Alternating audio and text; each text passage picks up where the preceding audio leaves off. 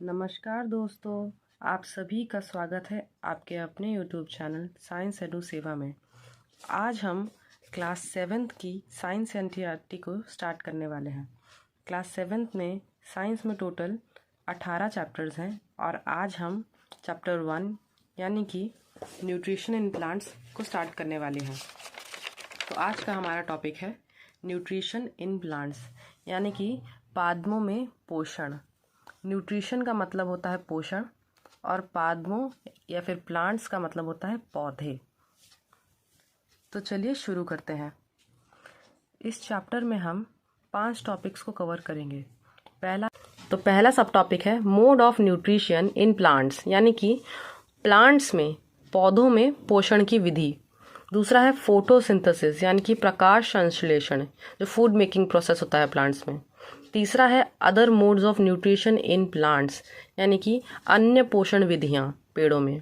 उसके बाद चौथा है सैप्रोट्रॉप्स और पांचवा है how nutrients are replenished in the soil यानी कि मृदा या फिर सॉइल मिट्टी, उसमें पोषकों की पुनः पूर्ति किस प्रकार होती है।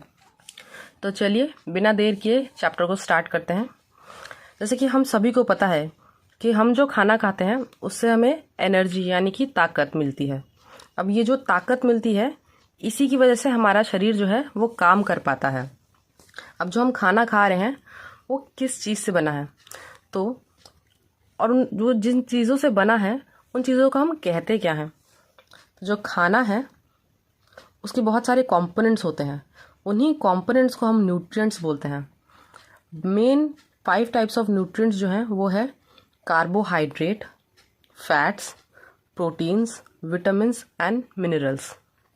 अब जो न्यूट्रिएंट्स हैं वो क्या करते हैं, हमारी बॉडी को एनर्जी प्रोवाइड करते हैं, जिसकी वजह से हम अपने जीवन के सारे प्रोसेसेस कर सकते हैं, चाहे वो खेलना हो, कूदना हो, डाइजेशन हो, कुछ भी काम हम जो कर सकते हैं जिसके लिए एनर्जी चाहिए होती है वो हम खाने की वजह से करते हैं, जिस खाने में न्यूट्रिएंट्स होते हैं। इससे हमें क्या पता चलता है that nutrients are very important for our growth and development. अब हमने ये तो जान लिया कि फूड के कंपोनेंट्स को न्यूट्रिएंट्स कहते हैं, बट एक और वर्ड आ रहा है न्यूट्रिशन। न्यूट्रिशन क्या होता है? तो जो प्रोसेस होता है जिससे हम खाने को ऑब्टेन करते हैं, that is nothing but nutrition. So nutrition is the mode of taking food by an organism and its utilisation by the body. Okay, तो एक ऑर्गेनिज्म कैसे खाना ले रहा है और कैसे उस खाने को उसकी बॉडी यूटिलाइज कर रही है, इसी को न्यूट्रिशन कहा जाता है। अब मोड्स ऑफ न्यूट्रिशन कितने प्रकार के होते हैं? तो मेनली 2 प्रकार के मोड ऑफ न्यूट्रिशन होते हैं। एक होता है ऑटोट्रॉपिक मोड ऑफ न्यूट्रिशन और दूसरा होता है heterotrophic mode of nutrition. Autotrophic mode में जो ऑर्गेनिजम्स हैं वो अपना खाना खुद बनाते हैं सिंपल सब्सटेंस को यूज़ करके। So it is a mode of nutrition where organism make food themselves from simple substances. और हेटेरोट्रॉपिक का मतलब क्या होता है? हेटेरोट्रॉपिक का मतलब होता है एक मोड ऑफ न्यूट्रिशन जहाँ ऑर्गेनिज्म जो हैं वो ऑलरेडी प्रिपेयर फूड खाते हैं, कंज्यूम करते हैं। और वो प्रिपेयर कौन कर रहा है? Food, plants. तो अब हम शब्दों की एटोमोलॉजी भी जान लेते हैं। यानी कि ये जो 2 वर्ड्स आए हैं, ऑटोट्रॉपिक और हेटेरोट्रॉपिक, ये किन वर्ड से आए हैं और इनका मीनिंग क्या है? तो ऑटो का मतलब होता है सेल्फ और ट्रॉफस का मतलब होता है नरिशमेंट, और ऑटो और ट्रॉफस ये दोनों वर्ड मिलाकर बनाते हैं ऑटोट्रॉफिक। तो सेल्फ नरिशमेंट यानी कि ऐसा मोड जिसमें जो नरिशमेंट है वो खुद ऑर्गेनिज्म अपने आप कर पा रहा है। और हेटेरोट्रॉपिक जो है वो हेट्रोस और ट्रॉफोस वर्ड से बना है। हेट्रोस मतलब अदर्स और नरिशमेंट का मतलब, नरिशमेंट के लिए जो वर्ड है यूज हुआ है वो है ट्रॉफस। अब यहाँ पे 2 वर्ड्स और लिखे हुए हैं, एक है ऑटोट्रॉप्स, एक है हेट्रो। तो जो organism autotrophic mode of nutrition दिखाते हैं उनको हम बोलते हैं ऑटोट्रॉप्स, और जो organisms heterotrophic mode of nutrition दिखाते हैं उनको हम बोलते हैं हेटेरोट्रॉप्स। अब आगे बढ़ते हैं एक बहुत ही इम्पॉर्टेंट टॉपिक फोटोसिंथेसिस के ऊपर। फोटोसिंथेसिस ये वर्ड भी 2 वर्ड से मिलकर बना है, पहला है फोटो और दूसरा है सिंथेसिस। फोटो यानी कि लाइट और सिंथेसिस यानी कि बनना। तो ये जो प्रोसेस है ये लाइट की प्रेजेंस में होता है और एक बड़ा ही यूनिक प्रोसेस है। अब इस प्रोसेस को समझने के लिए एक छोटा सा ड्राइंग मैंने किया है, तो चलिए समझते हैं इसे। इस डायग्राम को देखकर आपको समझ आ रहा होगा कि जो फोटोसिंथेसिस का प्रोसेस है वो प्लांट्स में होता है और इसके लिए हमें sunlight, carbon dioxide, chlorophyll, water, minerals ये सब चीज़ें चाहिए। और ये जो एरो हमें दिखा रहा है ऐसे दे, इससे हमें क्या पता चलता है कि फोटोसिंथेसिस का प्रोडक्ट क्या होता है। एक तो ऑक्सीजन होता है और एक और चीज़ भी इसकी प्रोडक्ट होती है, हम आगे जानेंगे। तो पहले हम प्रोसेस समझ लेते हैं। प्लांट्स सन से सनलाइट अब्जॉर्ब करते हैं एक ग्रीन पिगमेंट क्लोरोफिल की मदद से।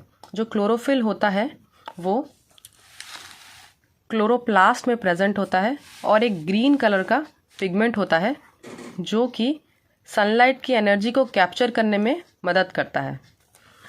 हमें एयर से हमें प्लांट्स को कार्बन डाइऑक्साइड जो है वो एयर से मिलती है और जो पूरा फोटोसिंथेसिस का प्रोसेस है वो लीव्स के अंदर होता है।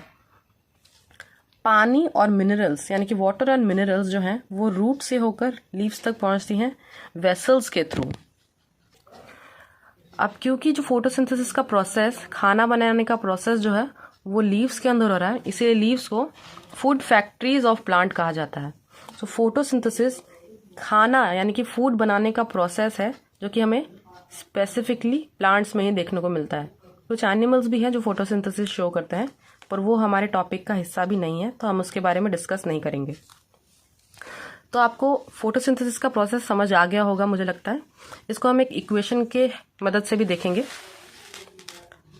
तो कार्बन डाइऑक्साइड और वाटर जब लीफ में जाता है और सनलाइट और क्लोरोफिल प्रेजेंट होती है, दोनों होता ही है लीफ में, इन चारों चीज़ों की मदद से प्लांट जो है कार्बोहाइड्रेट और ऑक्सीजन को प्रोड्यूस करता है।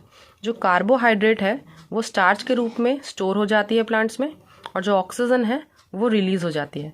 अब एक और डाउट आया होगा कि ये जो कार्बन डाइऑक्साइड है जो प्लांट ने ली वो कैसे ली, और ये जो ऑक्सीजन है जो कि बाहर निकला वो कैसे निकला। तो इसको समझने के लिए चलिए चलते हैं लीफ की तरफ। तो लीफ हमने अभी पढ़ा कि फूड फैक्ट्री है प्लांट्स का। इसमें खाना तो बन रहा है, पर जो दो गैसेस हम यूज़ कर रहे हैं, एक जो गैसेस प्लांट्स ले रहे हैं और एक जो गैसेस प्लांट्स छोड़ रहे हैं, वो आखिर ये लीव्स लेता कैसे है। तो ये होता है स्टोमेटा की मदद से। स्टोमेटा लीव्स के ऊपर छोटे छोटे पोर्स होते हैं जो कि गैसियस एक्सचेंज में मदद करते हैं। So stomata are tiny pores present on the surface of leaves that help in the exchange of gases like carbon dioxide and oxygen. Okay, तो ये एक स्टोमेटा का डायग्राम है। इसमें हम देख सकते हैं ये बीच का जो है ये स्टोमेटल पोर या फिर स्टोमेटल ओपनिंग है। स्टोमेटा पोर या स्टोमेटल ओपनिंग है। इसी के खुलने या बंद होने से गैसेस अंदर बाहर आ जा सकती हैं। यहाँ पे छोटे छोटे हमें क्लोरोप्लास्ट दिख रहे हैं। ये वही क्लोरोप्लास्ट है जिसमें क्लोरोफिल होता है, और ये है दो गार्ड सेल्स। ये जो बीन शेप के दिख रहे हैं ये गार्ड सेल्स हैं जो कि स्टोमेटा पोर की ओपनिंग और क्लोजिंग में हेल्प करते हैं। मैं आशा करती हूँ आपको ये समझ आ गया होगा। तो फोटोसिंथेसिस का एक जिस्ट देख लेते हैं। फोटोसिंथेसिस जो है वो एक यूनिक प्रोसेस है जो कि सनलाइट की प्रेजेंस में होता है। तो क्योंकि ये सनलाइट की प्रेजेंस में होता है इसलिए हम सन को अल्टीमेट सोर्स ऑफ एनर्जी कहते हैं सभी लिविंग ऑर्गेनिजम्स के लिए। ऑर्गेनिजम्स में फोटोसिंथेसिस के प्रोसेस में जो जो चीज़ें हमें चाहिए वो है sunlight, carbon dioxide, chlorophyll, water, और जो प्रोडक्ट होता है फोटोसिंथेसिस का वो क्या होता है। तो product of photosynthesis are carbohydrate and oxygen. अब हमें कैसे पता चले कि जो प्लांट है वो सच में फोटोसिंथेसिस कर रहा है। So the presence of starch indicates the occurrence of photosynthesis. जो कार्बोहाइड्रेट है वो स्टार्च की फॉर्म में स्टोर होता है प्लांट्स में, और इसी स्टार्च की प्रेजेंस से हमें पता चलता है कि प्लांट ने फोटोसिंथेसिस का प्रोसेस किया है। आपकी बुक में एक और बोल्ड में वर्ड दिया है जो है एल्गे। अब एल्गे क्या होता है? एल्गे को हिंदी में बोलते हैं काई। सो एल्गी जो होती हैं वो ग्रीन स्मॉल पैचेस होती हैं। पॉन्ड में आपने देखा होगा, पॉन्ड और वाटर बॉडीज़ के आसपास आपने देखा होगा स्लाइमी ग्रीन पैचेस होती हैं। ये जो आती हैं पैचेस जो होती हैं वो एक ऑर्गेनिज्म की ग्रोथ की वजह से होता है, उसी को हम बोलते हैं एल्गे। एल्गे को ही हिंदी में बोलते हैं काई। एल्गे भी फोटोसिंथेसिस की मदद से अपना खाना खुद बनाती है। अब प्लांट्स जो है वो सिर्फ कार्बोहाइड्रेट नहीं बल्कि दूसरे न्यूट्रिएंट्स भी सिंथेसिस करते हैं, जैसे कि प्रोटीन और फैट्स भी प्लांट जो है वो सिंथेसाइज करते हैं कार्बोहाइड्रेट को ही तोड़कर, और उसी की हेल्प से वो प्रोटीन और फैट्स को सिंथेसाइज करते हैं। प्रोटीन को नहीं करते क्योंकि प्रोटीन में नाइट्रोजनस सब्सटेंस भी चाहिए होता है, और कार्बोहाइड्रेट में सिर्फ हाइड्रोजन, ऑक्सीजन और कार्बन होता है।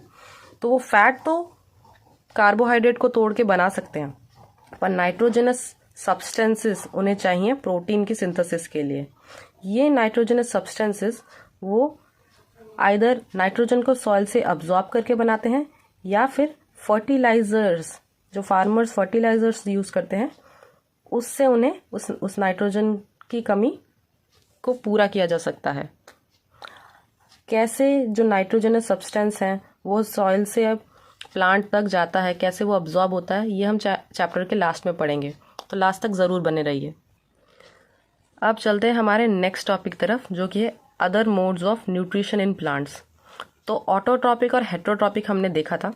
हेट्रोट्रॉपिक में अगेन दो टाइप हैं, पैरासाइट्स और इंसेक्टिवोरस प्लांट्स। नाम से ही आपको पता चल रहा होगा, इंसेक्टिवोरस प्लांट्स मतलब ऐसे प्लांट्स जो कि इंसेक्ट्स को खाते हैं, उनको बोलते हैं इंसेक्टिवोरस प्लांट्स। एक एग्जांपल है पिचर प्लांट। और नेक्स्ट अब जाते हैं पैरासाइट्स पे। पैरासाइट्स क्या होते हैं?